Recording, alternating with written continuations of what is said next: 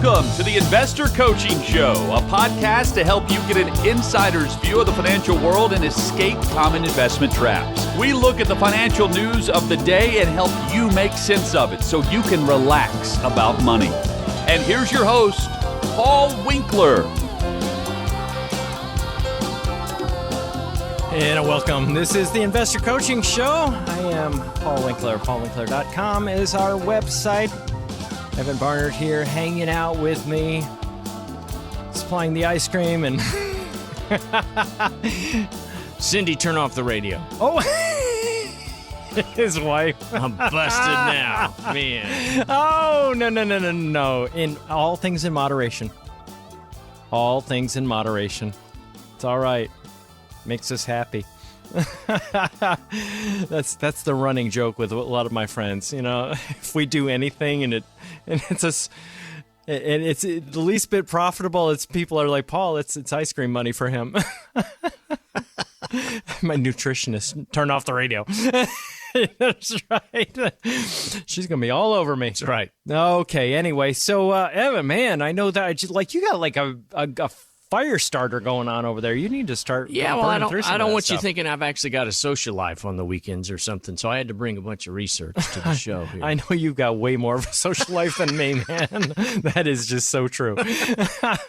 This was interesting. Last week I was out in Boise, Idaho, and it was actually on some speaking and presentation training, a workshop that I was going through.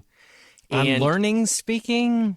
On just more powerful presenting skills, being comfortable on a stage. Oh, really? Being comfortable. Yeah. How neat. Okay. And the interesting thing was, a lot of the training that I do specifically, we all, I think, are in the same mold.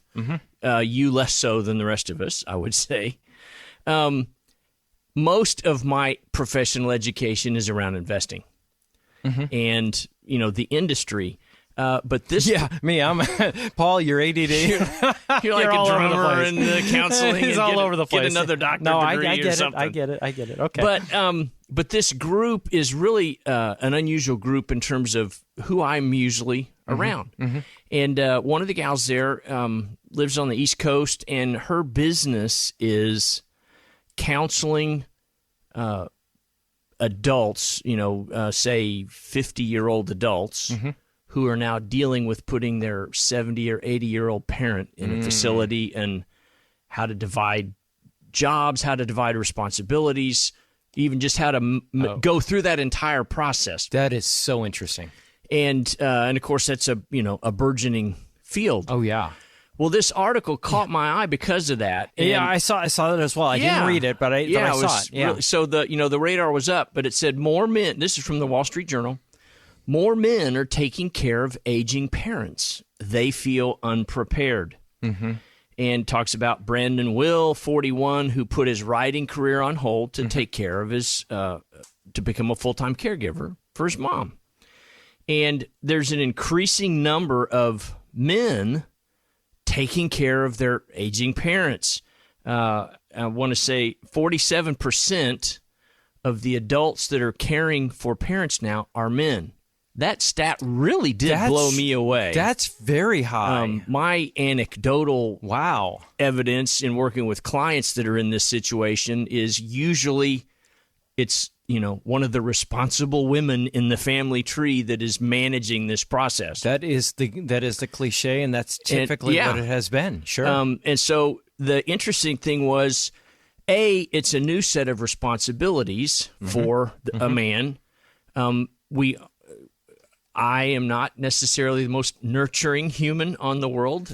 It's not. It's women not are a typical better thing. at that, right? People they're so worried about stereotyping. The reality of it is we're different. Okay. Yeah. And so it's yes, you do have some nurturing guys, no question. There are exceptions to every rule, but the reality of it is, it's a new skill set, and so we're feeling unprepared in dealing with this. Couple that with the fact that men generally aren't thrilled to go ask for help, say that they need support. Well, jokes like, the guy asking for directions, it resonates for a reason. Exactly. Sure, yeah. And so it was just an interesting thing to jump out that it's becoming more common. So if nothing else, if you hear this and you're in this situation, for sure, ask for help. I mean, there's resources, all those kinds of things.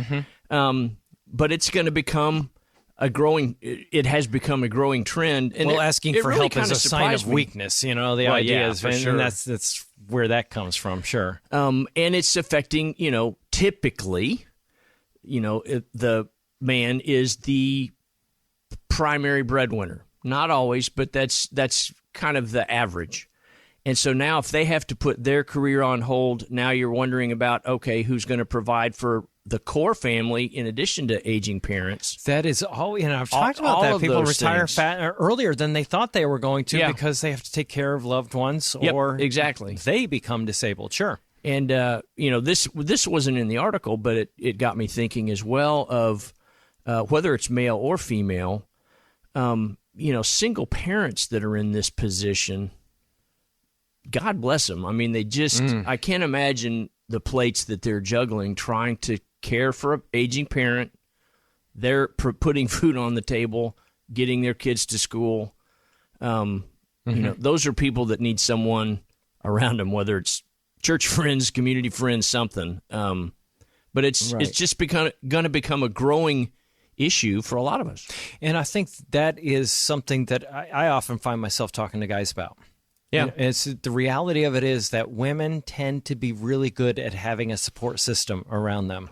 Yeah. Guys, not so much. And typically the advice that I'm giving to guys, or just the guidance based on research, is that when you're a kid, you naturally learn how to reach out to other people. And we do it through something called parallel play is what it's called. In parallel play, when you're 11, much earlier than that, you're 5 years old or 4 years old. You're playing with some kid, and you got your little set of blocks or something like that, and then the other kids got their little set of things, and you sit there in a room and you watch kids. They will sit there and they will be separate from each other, and they don't really share back and forth what they're playing with. And then what happens is as time goes on, they start to cooperate a little bit more. And maybe, Johnny gives, Mikey one of his blocks to build something or to finish something he's working on. And then they start to work together. And then as they grow older, they become really good friends. And it's kind of like that with guys, is that little by little you go out. I tell them, go out, find a club. If you're like into fixing cars, go join a car fixing club. If you're into hunting, go find a bunch of people, to go and some people will do this. They go to Friday morning breakfast. We used to do this. A bunch of guys from church. We go Friday morning breakfast and you hang out and talk with each other. And then you start to find that you have things in common. Then you go and and that's parallel play. You're kind of doing that as a guy. And then as time goes on, and then when it happens, now you have a network around you. And to have that type of group of people around you is absolutely critical, especially when the chips are down. Yep. If your only friend is your spouse, and that spouse becomes sick, you're lost. Right. So that's a problem. So I think that is one of the keys, is making sure that people actually start to reach out and don't feel ashamed of reaching out to other guys. Right. Because guess what? Loneliness is an epidemic right now. People are lonely. They want somebody to come talk to them, and you're thinking that person doesn't want to be bothered. They probably do want to be bothered by you. Right.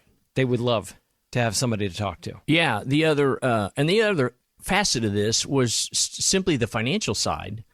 It's not something that, and I'll be making an adjustment to this, frankly. It's not something I talk about much with 30 or 40-year-old clients, but I think we're going to maybe see a trend where 45-year-old professionals are going to buy long-term care for their parent, and you're no longer going to be trying to, encourage a 65-year-old who's now retired and confronting mortality to say, hey, you ought to consider a nursing home policy. Right. But, early on, here's a professional that has the cash flow and can have resources to get support in that need.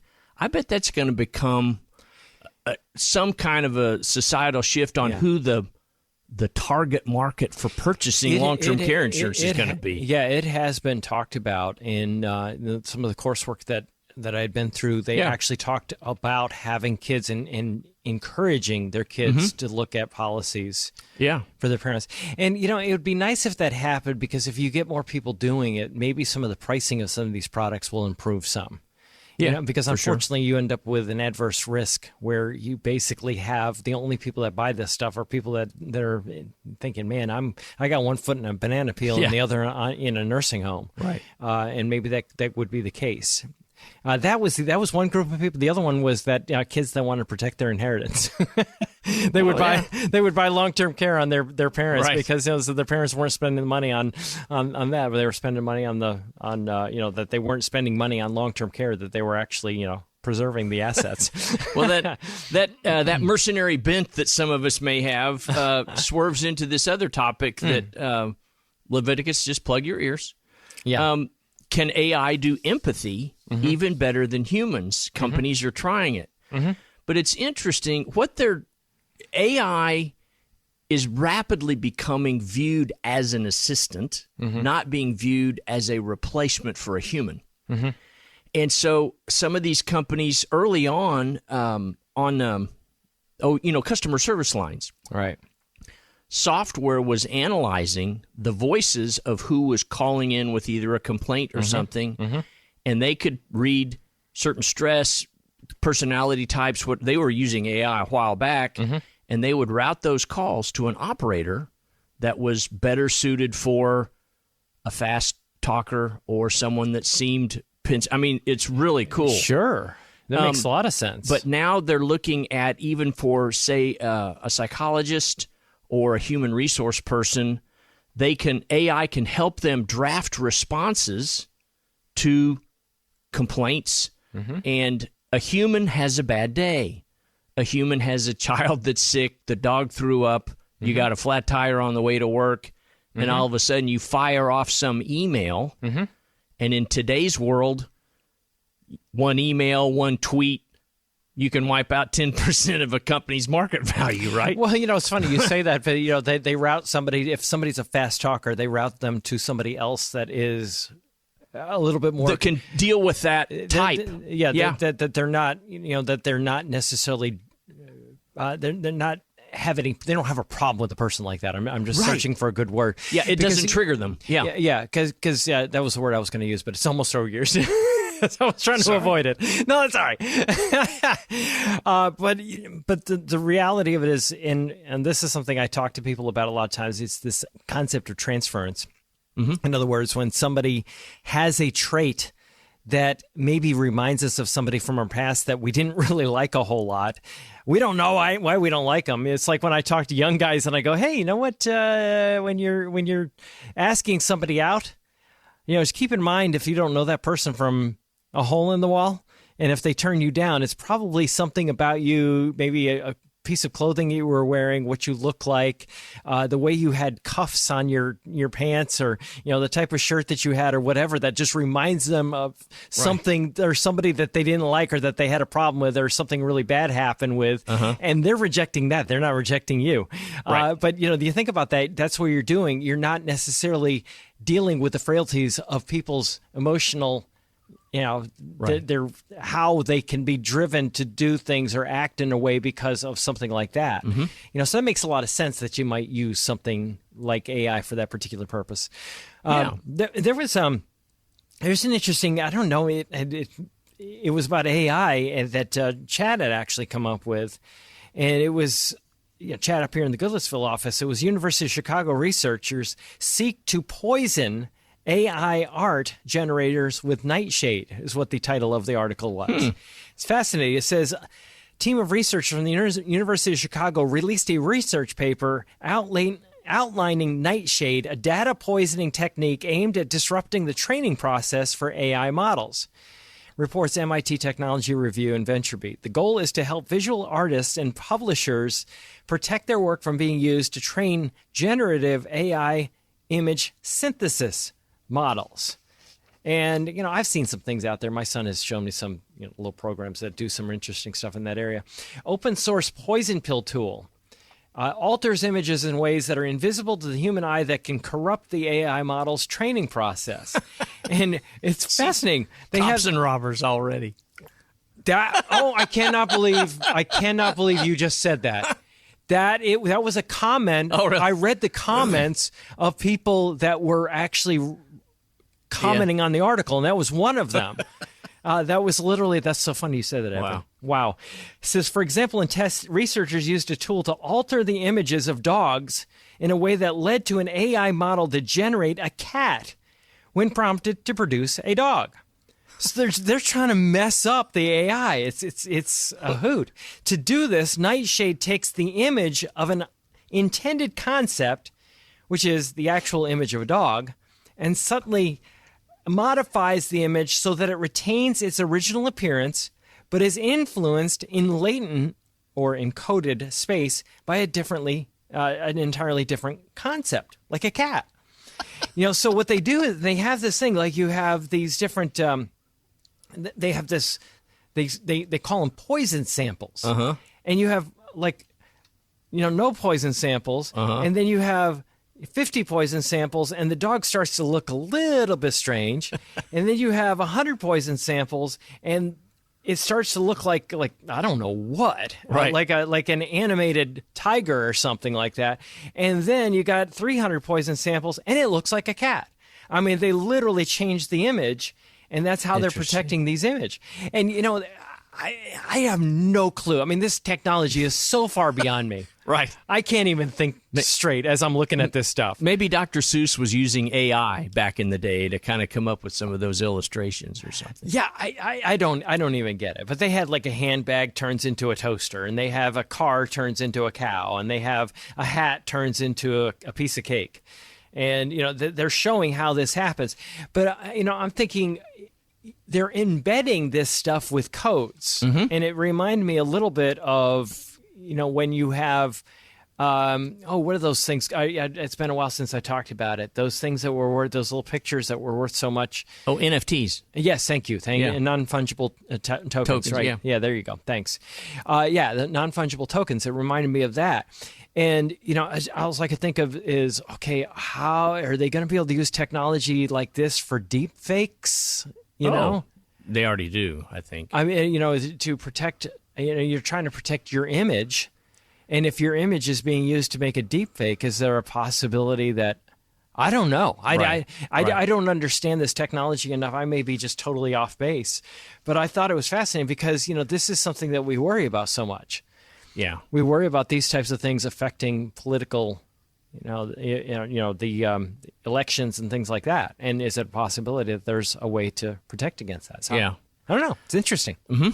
So, AI.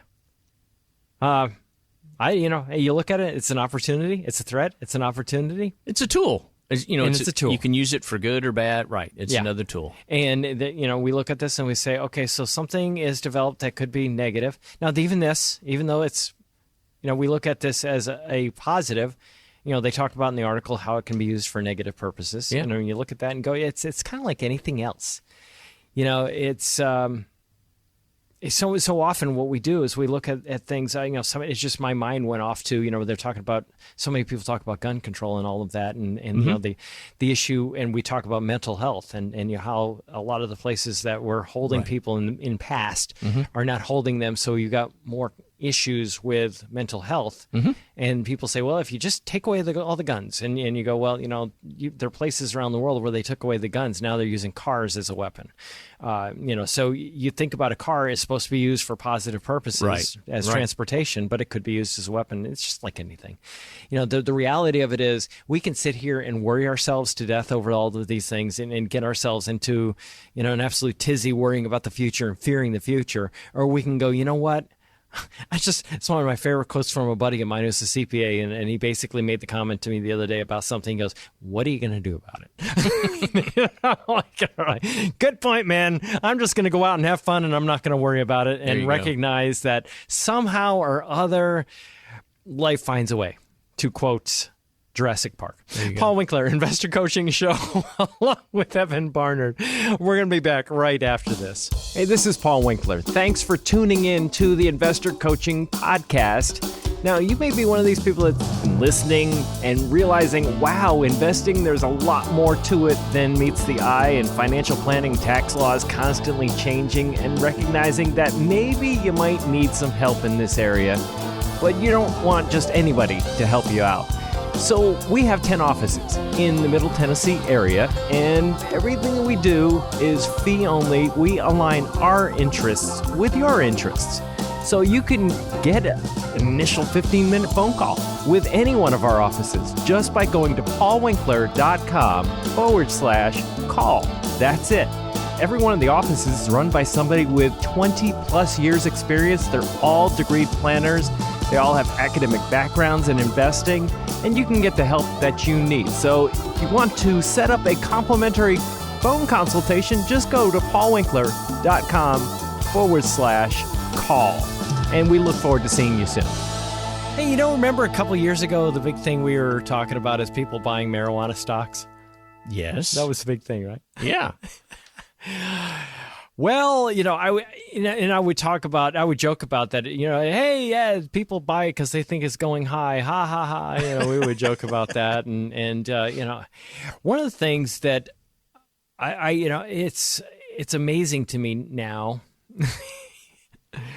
So many people smoking marijuana that I almost feel like I'm going to offend you, but I'm not. I'm just I'm looking at this. I loved. There was one lady that she taught a marital class, and she was just talking about things that we do.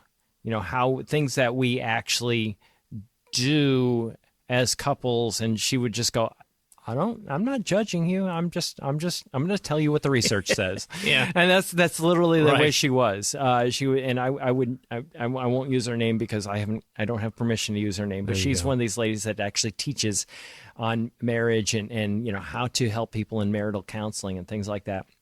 But anyway, she would say, I'm not here to offend you, but, here's the research is just what you're doing doesn't work really well.